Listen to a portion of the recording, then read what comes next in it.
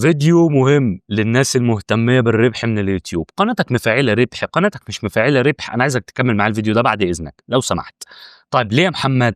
لأن حضرتك النهارده هاعرّفك على ميزة جديدة يوتيوب، طبعًا هي مش جديدة، هي اتضافت في قناتي، بس أنا حابب أوريكم بتتفعل إزاي عشان لو أنت حبيت تفعلها، وهي تحقيق الربح من الهدايا اللي موجودة في البث المباشر. إيه الكلام الغريب ده؟ تعالَ معايا.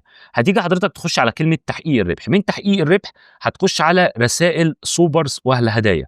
تقول لي يا محمد طب اللي احنا عارفينه السوبر شات، الملصقات العجيبه، السوبر ثانكس، دي الحاجات اللي احنا عارفينها. حلو جدا جدا جدا. بس انت ممكن تفعل حاجه اسمها الهدايا في احداث البث المباشر. ده حضرتك بيبقى زي هدايا، بتبقى عامله زي احجار الياقوت كده، بتتبعت لك في البث المباشر. طبعا دي بتكون زي دعم مادي. تمام تمام.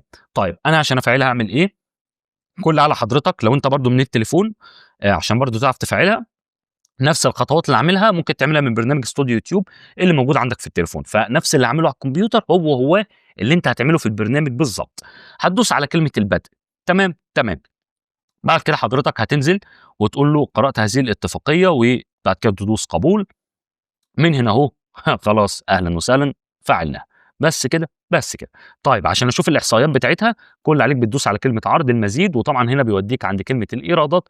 هتلاقي حضرتك حاجه جديده اسمها رسائل سوبرز والهدايا. هي كانت في البدايه كان اسمها رسائل سوبرز، لا دلوقتي اسمها والهدايا. تمام. طبعا اي حاجه هتتبعت لك، طبعا انا مش بفتح بث مباشر، بس ده الفيديو او الفيديو ده بالتحديد موجه للناس اللي هي بتفتح بث مباشر. فانت ممكن يعني تلاقي حد يدعمك عن طريق البث المباشر، فاهو يعني انت كده مفعل لهم كل حاجه يقدروا يدعموك فيها. تمام.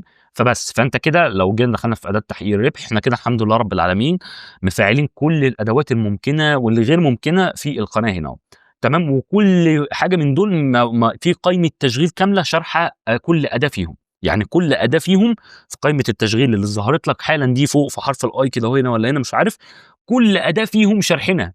كل أداة حرفيًا، من أول الإعلانات اللي هي الإعلانات بتاعة الفيديوهات الكبيرة، الإعلانات بتاعة الفيديوهات القصيرة، العضويات، الهدايا اللي إحنا لسه مفعلينها حالًا، السوبرز، التسوق، والbrand connect. ده كان الفيديو اللي قبليه عِدِل. فكل حرفيًا بُص من الآخر كده، القناة بتاعتنا ما فيش حاجة تخُص منشئ المحتوى في اليوتيوب أو الفيسبوك مش هتلاقيها عندنا في القناة.